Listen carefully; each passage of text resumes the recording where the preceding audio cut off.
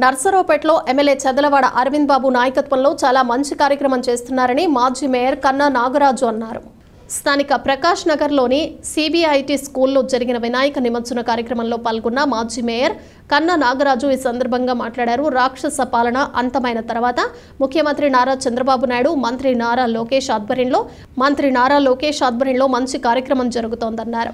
MLA Arvind బాబు ప్రజలందరికీ అందుబాటులో ఉంటూ నాయకులు అందరితో కలిసి నియోజకవర్గ అభివృద్ధికి కృషి చేస్తున్నారని మాజీ మేయర్ కన్నా నాగరాజు అన్నారు.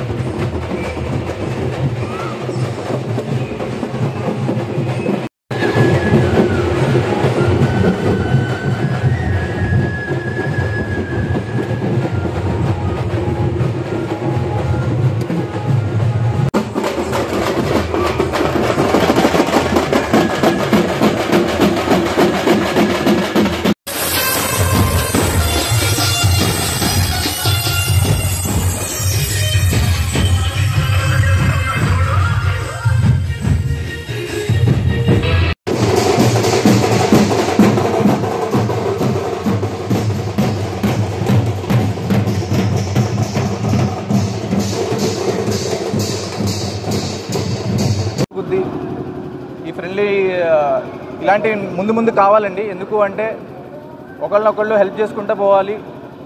ఏది మనసులో పెట్టుకోకుండా చక్కగా పరిపాలన అనేది ముందుకు తీసుకురావాలి, అభివృద్ధి అనేది ముందుకు తీసుకురావాలి. అలాంటి ఒక ఎన్విరాన్మెంట్ని క్రియేట్ చేసుకోవాలి మనం.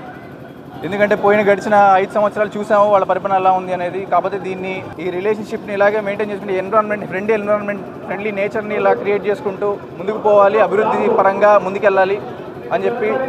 అలాగే మా డాక్టర్ చదలవాడ అరవింద్ బాబు గారికి ఎప్పుడూ టీం చదలవాడ అనేది వెన్నంటి ఉంటుంది.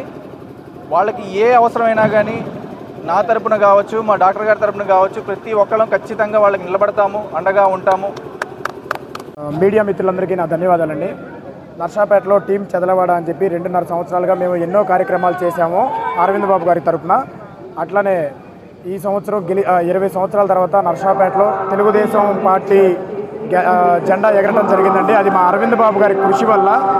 అలానే ఈ గెలిచిన తర్వాత వచ్చిన మొదట పండగ వినాయక చవితి కావడంతో అంగరంగ వైభవంగా మేము హైదరాబాద్ ధూల్పేట నుంచి 18 అడుగుల అయోధ్య వినాయకుడు తీసుకొచ్చామండి.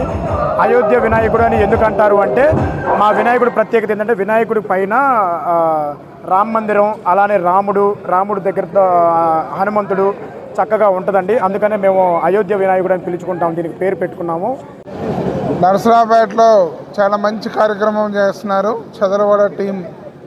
వాళ్ళ అరవింద్ బాబు గారి మేనల్లుడు మరి వాళ్ళ టీం మొత్తం కలిపి ఈరోజు ఇక్కడ మంచి కార్యక్రమం నిర్వహిస్తున్నారు. గణేష్ చతుర్థి అనేది ఏదైతే రాక్షస పరిపాలన వెళ్ళిపోయిన తర్వాత నారా చంద్రబాబు నాయుడు గారి ఆధ్వర్యంలో, నారా లోకేష్ గారి ఆధ్వర్యంలో ఈరోజు ఈ కార్యక్రమాలన్నీ ఘన విజయంగా ప్రజలందరికీ అందుబాటులో ఉంటూ నాయకులు మంచి కార్యక్రమాలు చేస్తున్నారు.